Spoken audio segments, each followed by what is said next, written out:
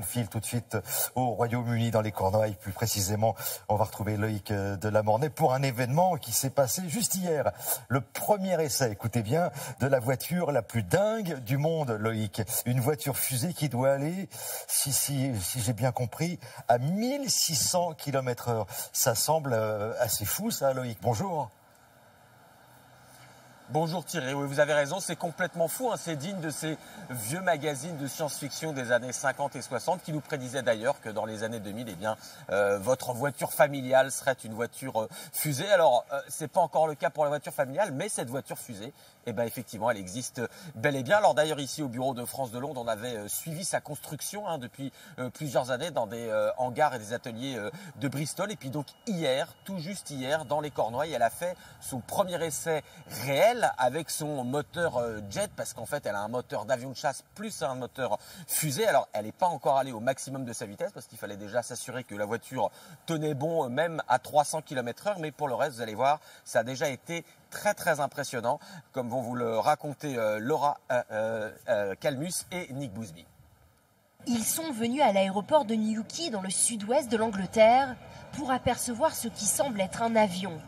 Il a bien un fuselage et un réacteur, mais en s'approchant, on se rend compte qu'il n'a pas d'aile. Voici la première voiture supersonique sortie de son hangar hier pour la première fois. L'engin de 5 tonnes se positionne sur la piste. Dernier réglage. À l'intérieur, pour le pilote, la tension est maximale.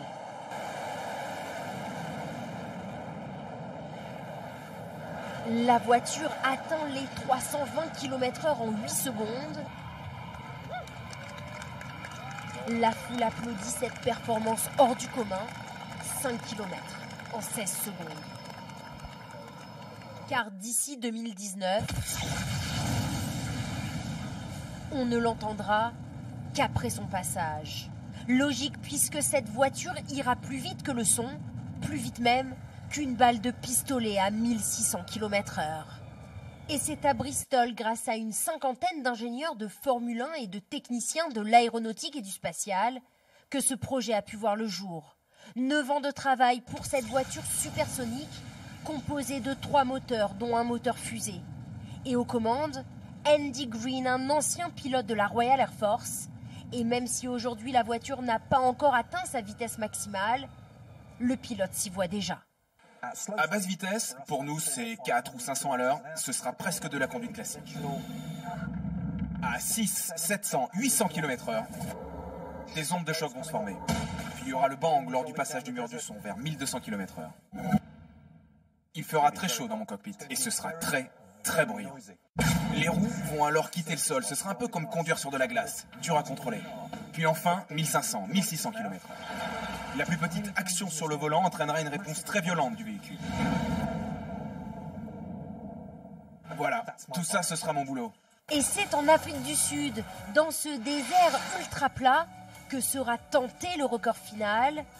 Alors comment suivre cette fusée horizontale, communiquer avec le pilote et retransmettre les images au public grâce à un avion de chasse, tout simplement. Pour Loïc, au niveau du freinage, il faudra quand même être vigilant. Alors, question de l'empêcheur de rouler à toute vitesse. Ça va servir à quoi une voiture qui va à 1600 km/h ?